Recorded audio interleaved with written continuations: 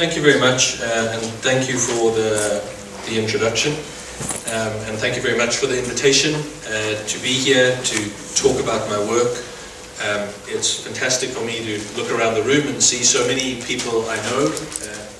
At the same time, it's sort of absolutely terrifying in the sense that I've now been living outside South Africa for over 10 years, obviously come back regularly, but in many senses this is my home crowd, and as they say, if you're a musician, the worst thing to do is to play to your home crowd. I think if you're talking about a difficult subject matter, for me it feels exactly the same way. Imagine you were a soccer player. All right, okay. That would make my son very, very happy. So no, it's really great to be here, and it's great to see everybody, and it's also great that we're talking about this subject, which I think is an incredibly difficult one. What I've been asked to do is to try and help set the scene, and I think Pumla has already done that in many senses, and I forgot to add that another thing that made me nervous was having to follow Pumla. So I think she set some of those issues, but what I'm going to do is actually talk at a slightly different level, maybe a bit more structurally, a bit more about the relationship between peace building and psychosocial type work, between psychosocial type work and social transformation in a more, maybe in a slightly wider way that will hopefully set some of the scene for what we're going to be talking about. A lot of what I'm going to be saying actually comes out of work that I've been engaged in the last 5-6 years, and many of it is actually linked to other people who I've been working with. We've been working on a big project looking at the relationship between psychosocial issues, peace building and social transformation, with case studies in Guatemala, South Africa, Mozambique, Sri Lanka, Kashmir, Northern Ireland, some other places. And it's been a global study trying to tease out exactly what this event is about, the relationship between those three concepts. And Mike Wessels, who's going to speak after me, has been part of that project as well. Where I would like to start, and I hope it's not going to be insulting, but it was when we first started to think about what is the relationship between the type of work that psychologists and social workers and people engaging in trying to deal with the legacy of violence do, what peace builders do, and how that changes society, what the relationship between the three is. We were at a conference in India trying to talk this through, and Mike was there at the time. And I basically was struggling to try and articulate what I meant by that. What are the problems for mental health workers, for peace builders in these sorts of contexts? And I came up with the analogy of talking about the story of the three little pigs. And that's maybe insulting because I'm not trying to imply anybody represented by a pig or anything of that sort. But the analogy, I think, is helpful. So we all know the story of the three little pigs. One in their house of mud, one in straw, one in brick, and there's this big bad wolf. And why I use this analogy is I was trying to ask, well, in many of the contexts we're working in, this is what is happening. People are struggling with, in a peace-building context, often an external enemy, something big, vicious, that does terrible things, that commits human rights violations, and they're living in different types of conditions, and they're struggling with how to deal with that. And the question really, without being too simplistic, is, well, what are we meant to do in that context? Are we meant to be helping the pig whose house is made out of straw to learn how to build a house out of bricks? Are we meant to be trying to find a way to get the pigs to cooperate with each other more so that they can share their resources so that they can build more secure houses? Are we meant to be sitting down and working with and trying to negotiate with the wolf to stop terrorizing the pigs? Or are we maybe just meant to kill the wolf? And these, although it's a sort of silly analogy, I think it does start to point to the type of work we're doing. Where do we position ourselves? Or are we there to set up a counselling support service to counsel the pig after he fled from his house and is now hiding in the brick house, to tell him to feel better about the fact that the wolf is on his way to start knocking on the door again? So you can start to use this analogy in many, many different ways. Where do we position ourselves? And what it also then brings up for you is, well, why am I asking the question, where do I position myself? As if I'm somehow standing outside here, checking out these pigs in distress, being chased around by the wolf, and I'm going to intervene as if I've got nothing to do with this, but I'm just going to help this context out. Or is part of my job to actually figure out how do the pigs themselves deal with the situation. And again, I don't like using the word pig, it sounds terrible, but I mean, I think you get the idea of what it is that I'm trying to say. So in many senses, that was the analogy that we started to use to start to think, well, what is the relationship between the sort of psychosocial work, the peace-building work? And what you start to realize is that some people are trying to help the pigs build the houses. Some people are trying to counsel them. Some people are standing outside theorizing about how these different things connect with each other. But actually, there isn't really a holistic way of trying to deal with this problem. And I think that that's analogous to the global field of psychosocial issues and the global field of peace building. And I think that's why this type of a conference is really, really important. So to move away from silly analogies, I think Pumla did a really good job in laying out how I would see an introduction to this concept. And the first is that we obviously have to be thinking about the types of contexts that we're talking about. And the types of contexts that we're talking about are not contexts that are made up of isolated incidents, of a series of atrocities that have taken place in some sort of random order. They're generally societies that are deeply embedded with poverty, with lack of access to resources, with marginalization of people, with racism, with sexism, and we have human rights violations piled on top of that. Those are generally the types of contexts that we're talking about. So we're talking about violations which are not just, and Pumla talked about this, about the spectacular or about once-off types of events. We're talking about contexts where there's an embedded sense of deprivation and violation that's taking place. And I think that that's important as I go on to talk about how these different concepts might link with each other. For me, I generally use the impact of these type of contexts to talk about the notion of belonging. And I think that the destruction that these type of contexts bring is often about a destruction, and Pumla talked about this, of meaning and of a sense of belonging. And I think, because we're in South Africa, if we think of apartheid, for me the destruction of apartheid was mainly about destroying the majority of citizens' sense of belonging in their own country. A sense of place, a sense of space. If we think of specific violations, disappearances embody that more than anything else. When you disappear a person, you're not just trying to physically hurt them. You're trying to say they have no place in the society. They do not exist. It's an existential issue. It's not just simply about trying to physically or psychologically do damage. It's why in South Africa and in other places when they disappeared someone, sometimes you disappeared their records with them. So the sense of belonging, the sense of place, your sense of community, the sense of space that you exist in, is the primary type of destruction that I think takes place in the types of contexts that we're thinking about today. What are the different ways that we can respond to that? And again, this was mentioned by Marion by way of introduction. What we've seen globally, and in South Africa and many other places, is a whole range of different ways that people respond to these types of contexts. For example, community dialogue, traditional healing rituals, art projects, theatre initiatives, interpersonal skills development, training, counselling, mediation, livelihood projects. There are tons of different ways that we can start to respond. And many of this has been put under, as Marion mentioned, this umbrella concept in the global speak of psychosocial interventions. And what I'm always conscious of, speaking in South Africa and in Northern Ireland, is actually they're the two places where people don't really use that language very much.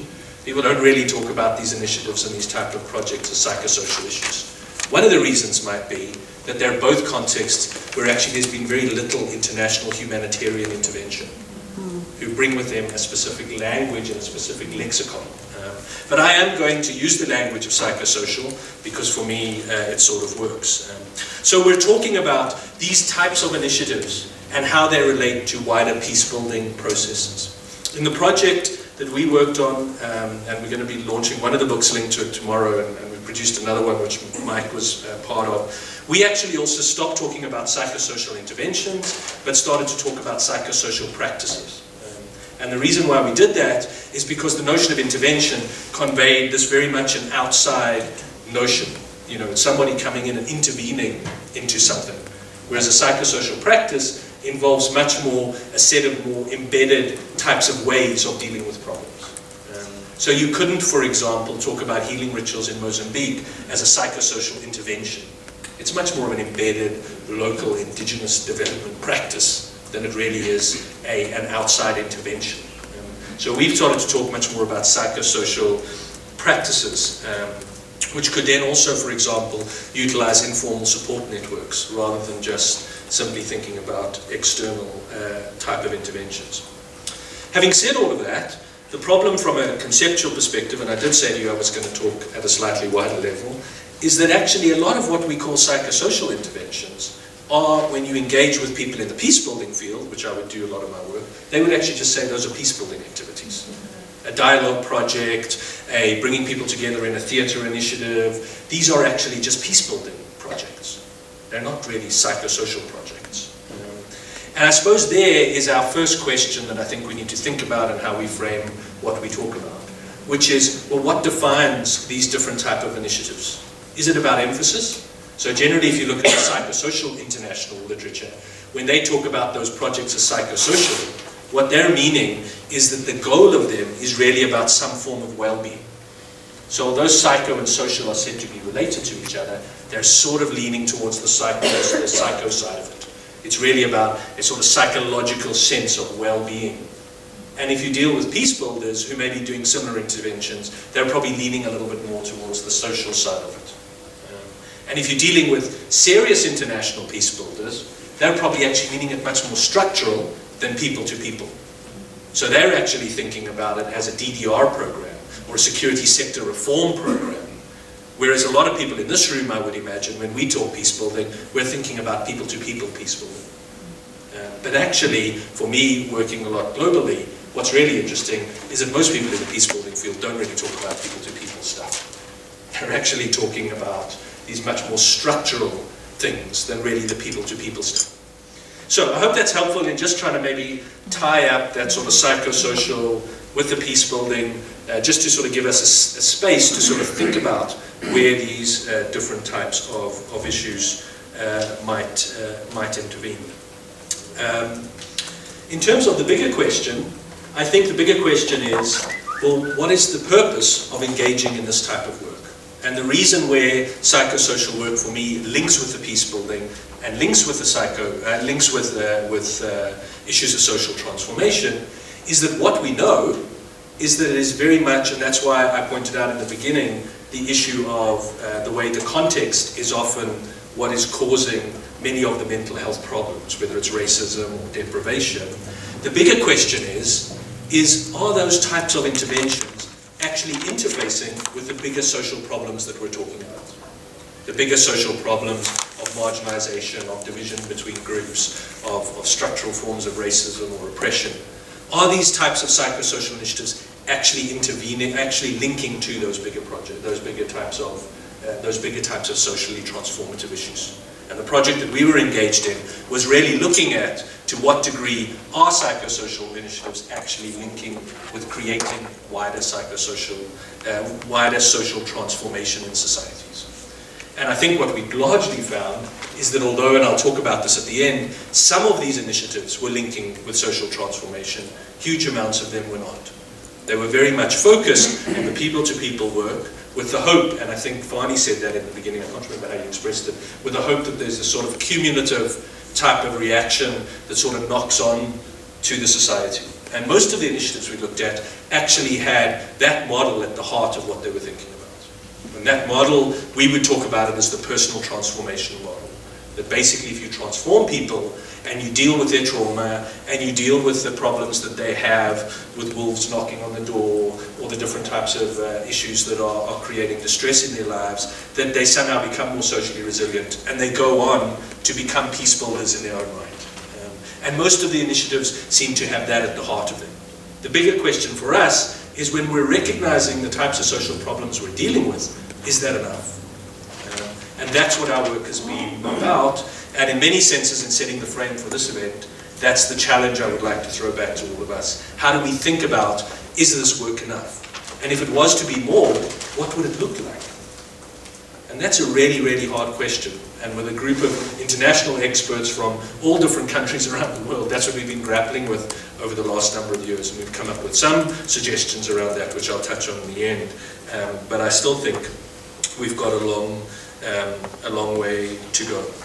So the environment and the context is often the cause of suffering, and therefore altering the context is crucial to psychosocial recovery. But psychosocial recovery is often key to how individuals might engage in trying to transform the social context. So how do we try and build interventions that make that circle more important? So why is all of this important? Well, all of this is important because if we don't really think about those types of cycles and those types of relationships, what can often happen is the types of interventions we're engaging in can simply end up reinforcing the status quo.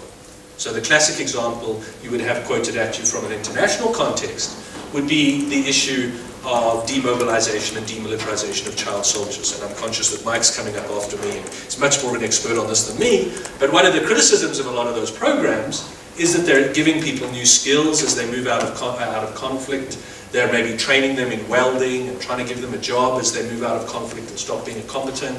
They're maybe trying to give them some sort of money to rebuild their lives, but they're doing it in a context of poverty. So you're reintegrating people back into poverty. So if you're not actually thinking about the relationship between your intervention and the social context, you might just be, in some senses, recreating some type of a status quo or some type of a cycle. Another example of work which I've done in South Africa is, and this one is a bit more difficult to explain, is we did a project looking at issues around gender insecurity, interviewing men and interviewing women about how they felt, whether the new South Africa had made people women more secure. And this is not news to most people here, but what we found is that actually there was a sort of security and insecurity cycle. So although many women got more legislative change, might feel from a legislative perspective there is a greater sense of equality, actually that very equality is one of the reasons why certain men were feeling emasculated and acting out in the levels of domestic violence. Which doesn't mean we shouldn't be moving towards equality, but it means that we need to analyze the way our different interventions are maybe having other types of impacts within the social context. So in many senses, the message I'm trying to convey is pretty simple, which is that I think that in this type of work, we don't really draw the lines between our individual interventions, the social transformation and the social context, and our peace-building interventions. They seem to be things which sort of go in different directions. And that's the challenge in setting the scene of what I think we need to do. So what I'm now going to do is just mention, based on our project, and also in the hope of trying to set the scene, outline some of the learnings that I think from an international perspective, and these have resonance in South Africa as well, of some of the things that we've learnt about these contexts as people try and recover from them. So I'm going to outline a couple of those, and then I'm going to conclude by just talking about 4 things that we've managed to identify the way different types of psychosocial interventions try and impact on the social context. So these are the things that I think we know about the types of contexts that I outlined in the beginning. And the first is, and we've sort of mentioned it, and Pumla also mentioned it, that political division, poverty, social insecurity, political violence are embedded in the very context that you're talking about. These are not isolated things, and Pumla used the language of the spectacular. They're deeply embedded in the social context. So the societies we're working in, the first thing we know is that these types of cycles and connections of violence, connections of deprivation, connections to humiliation, these are embedded into the social context. They're not things which happen in this isolated way. And in fact, there's an argument to say that actually the reason why these spectacular acts, to use your word, happened was because of the very embedded nature of that type of violence in the first place. So that type of violence is not defining the embeddedness. The embeddedness is often actually defining that type of violence. So that's our first problem that I think over the next 3 days we have to grapple with. We're dealing with these contexts that actually don't fit into these neat type of distinctions. The second is, and we grappled with this hugely in this project, we're stuck with an international and local language that doesn't always work. So I did it when I started this. I talked to you about social transformation, psychosocial projects, and peace building, as if we all know what those 3 things mean. And actually, they're not necessarily very helpful concepts. What we know about peace building, for example, is that it's not a linear thing. It goes in multiple directions, it goes backwards, it goes forwards. So sometimes the very language that we have is not actually conducive.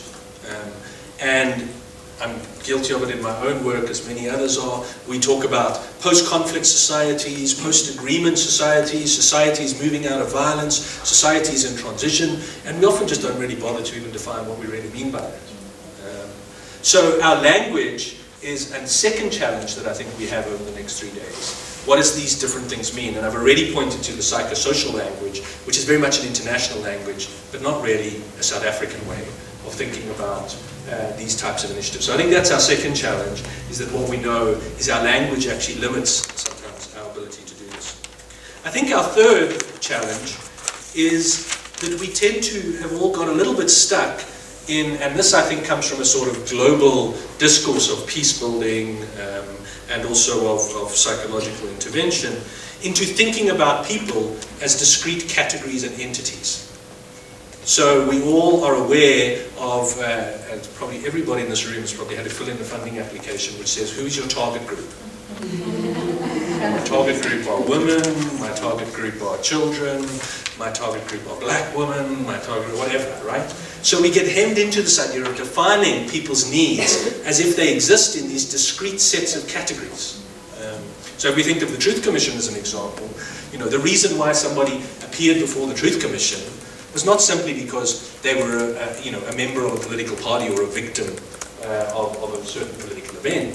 They generally appeared there because they were black, they were women, and they were marginalized. And those things were all intersecting with each other. But for the purpose of that exercise, we had to define them in a slightly narrower way. And I think that's our third challenge, is that we tend to spend too much time thinking about people as target groups rather than how they relate as individuals into their embedded context, the first point that I made.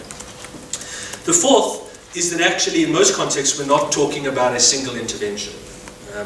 And in the book that I spoke about, we looked at these projects in Sri Lanka, Kashmir, and all over the place. And what we found is that actually most organizations that were engaging in this work were doing multiple things.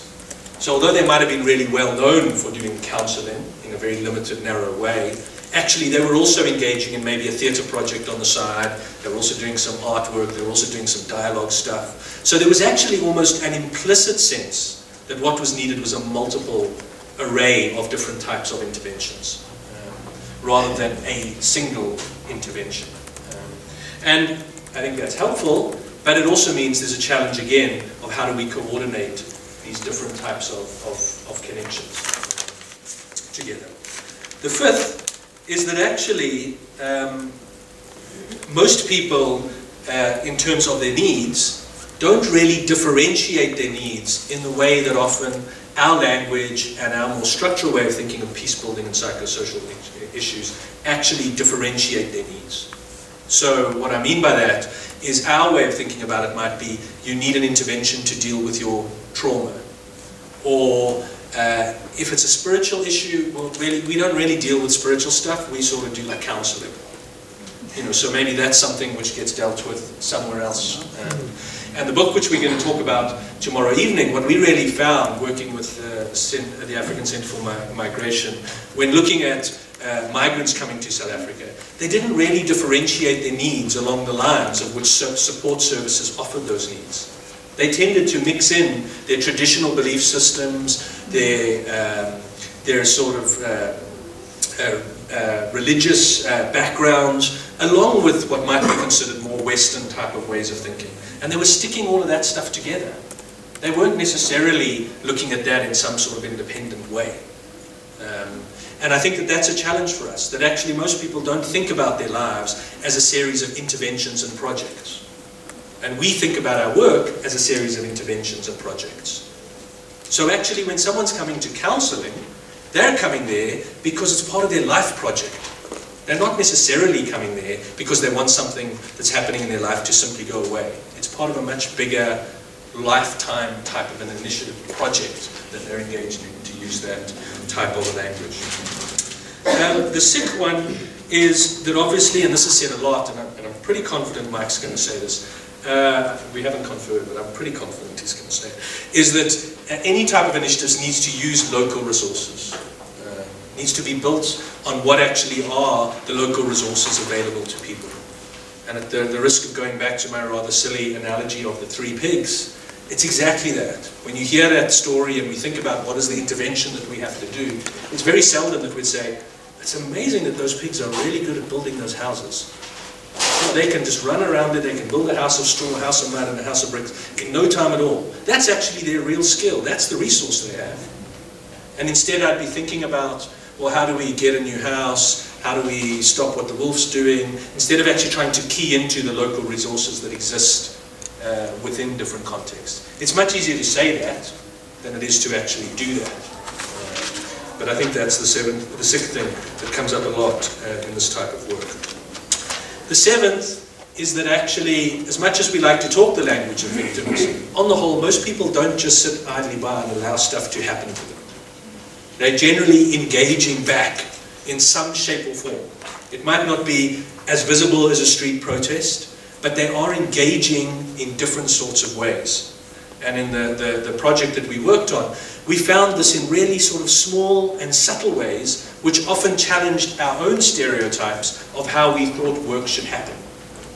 So for example, women who were struggling, I think this was in the Kashmir case study, who were struggling with violence in the home in terms of men, would actually collude with the counsellor to say to the man, we think you need to come to the counselling because your wife's got a problem.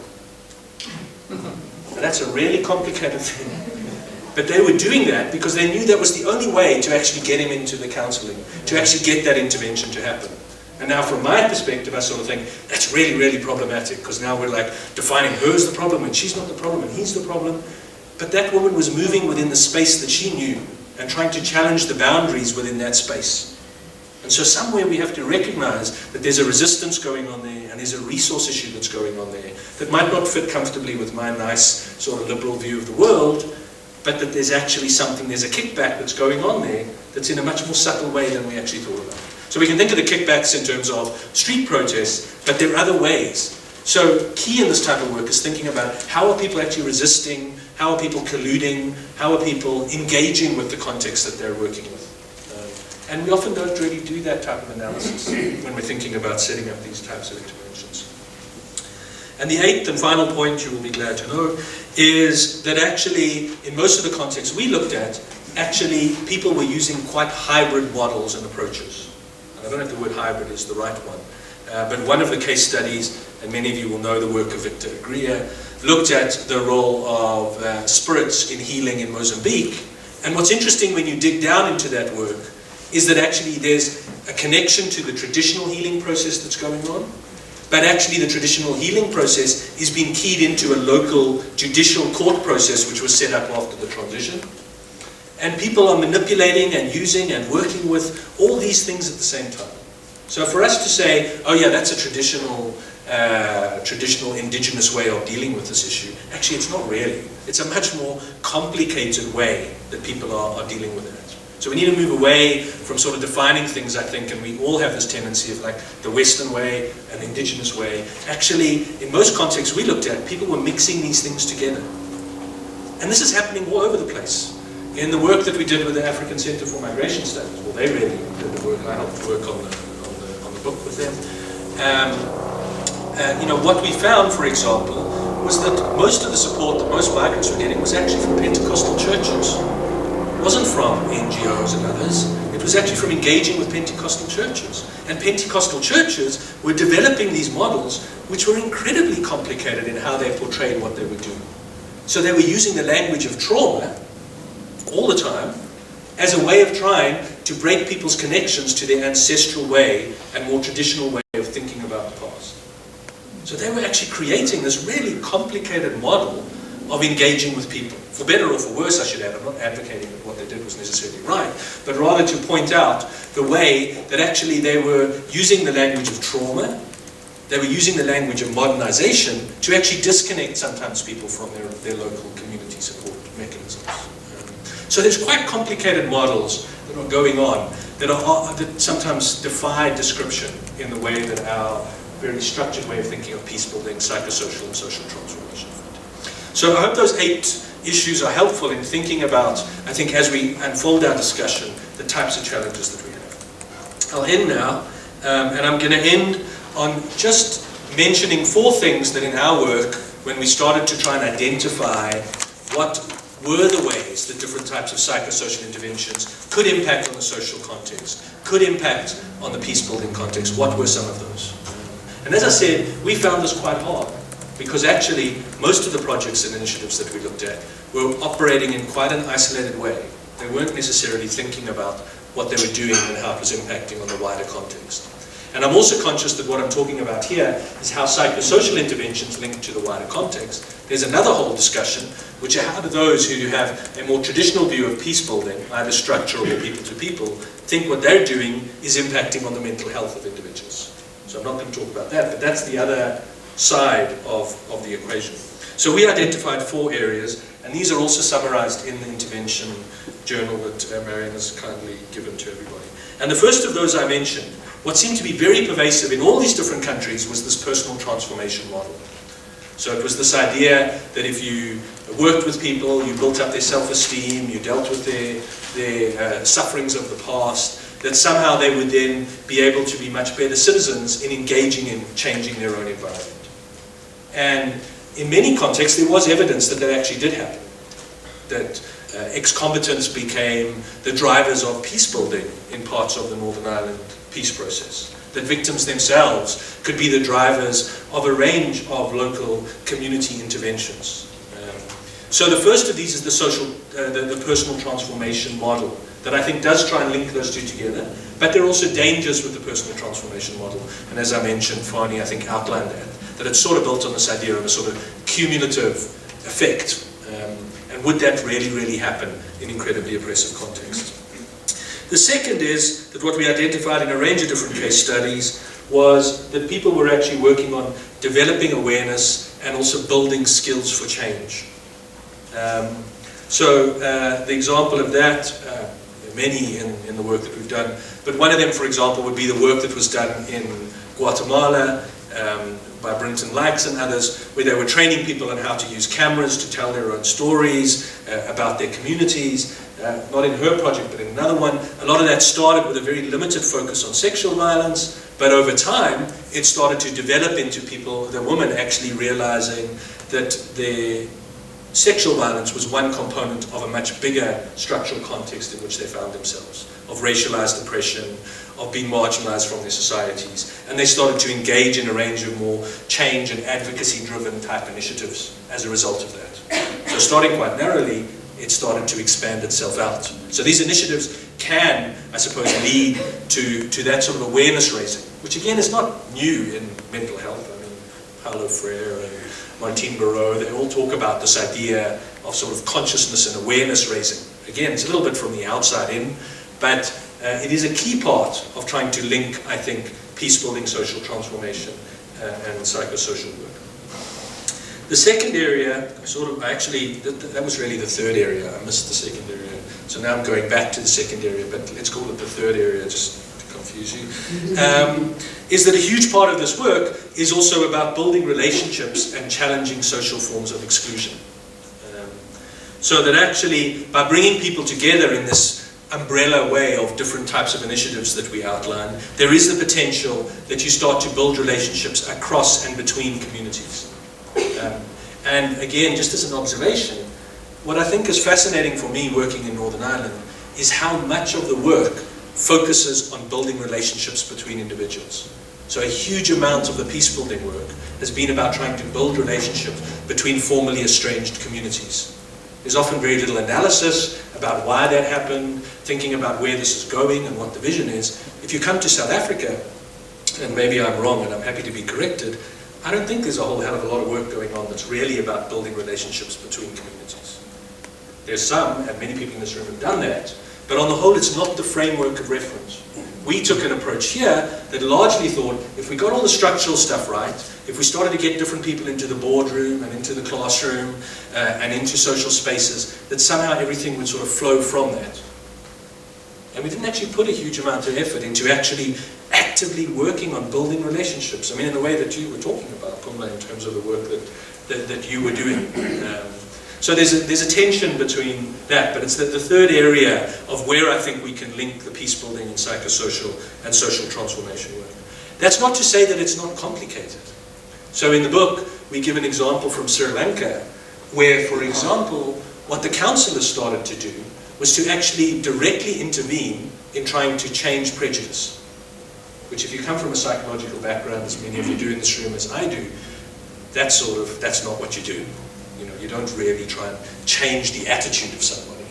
But they felt in the context of the war, if somebody was coming in and starting to say, well, this is all the blame of the Tamil Tigers and they killed my husband and da-da-da-da, that they felt obligated that they had to also intervene and give maybe a more nuanced way of thinking about the different groups that were involved in the conflict. I'll leave that with you because that's quite a controversial way of thinking about it, but they came up with that themselves because they felt that even though their counselling was limited, they were not going to have the impact they could have if they were not trying to intervene in those issues. The classic example, to bring it back to South Africa, and I remember this from when I was training, and certainly when you were doing counselling with people in victims of trauma, they would often be really racist in the way they explained what happened to them.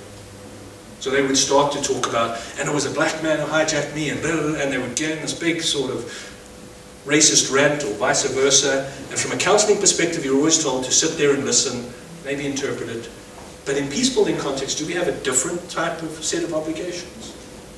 Should we be intervening and saying, well, that might be one way to look at it, what about this? What does that mean for our practice?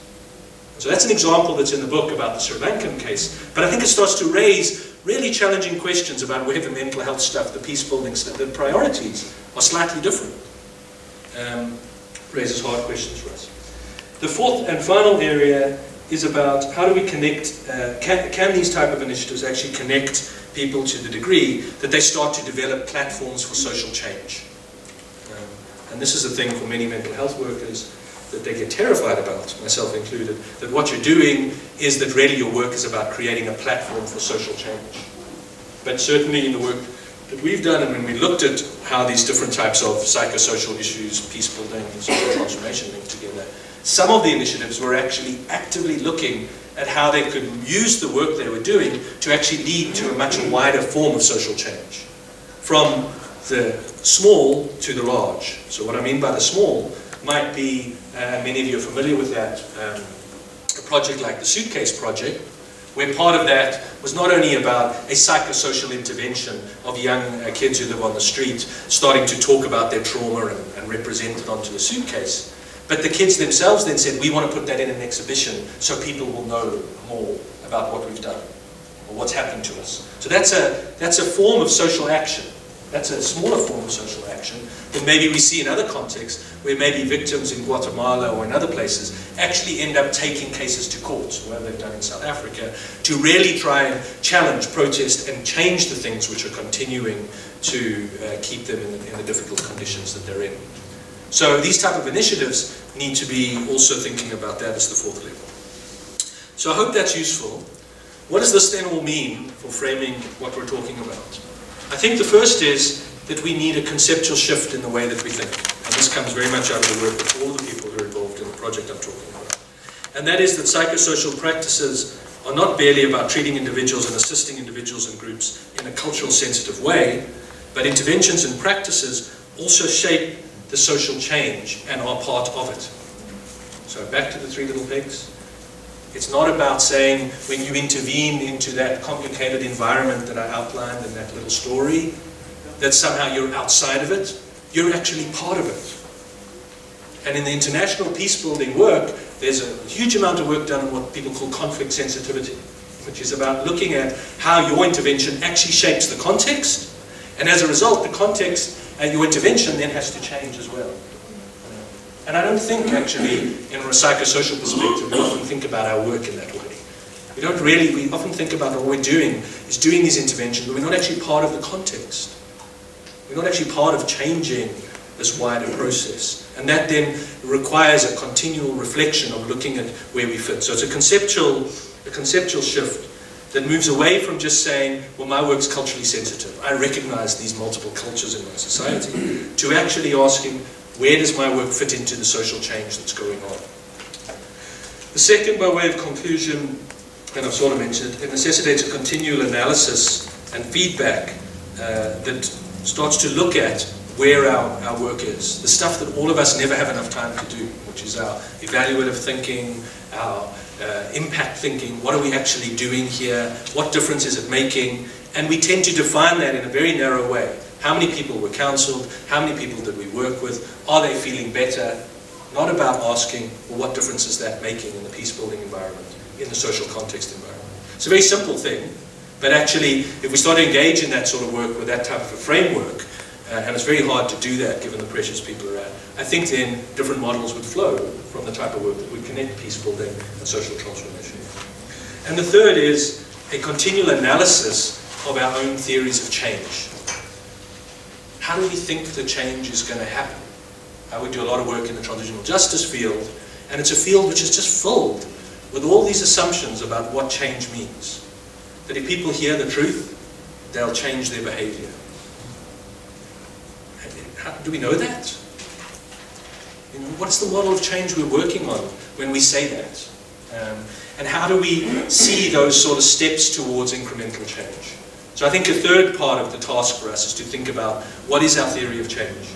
And that's one of the things in this project we try to do when we're looking at all these projects around the world, which is to say to them, well, what is your theory of change? And the easiest one they could all come up with was, we're changing individuals who will then change a society. But we felt that that was an inadequate way of trying to maybe deal with the massive problems that I outlined at the beginning of this talk. So I hope that's useful in framing what we have to do over the next 3 days, and I look forward to doing that all with you. And thank you once again for the invitation.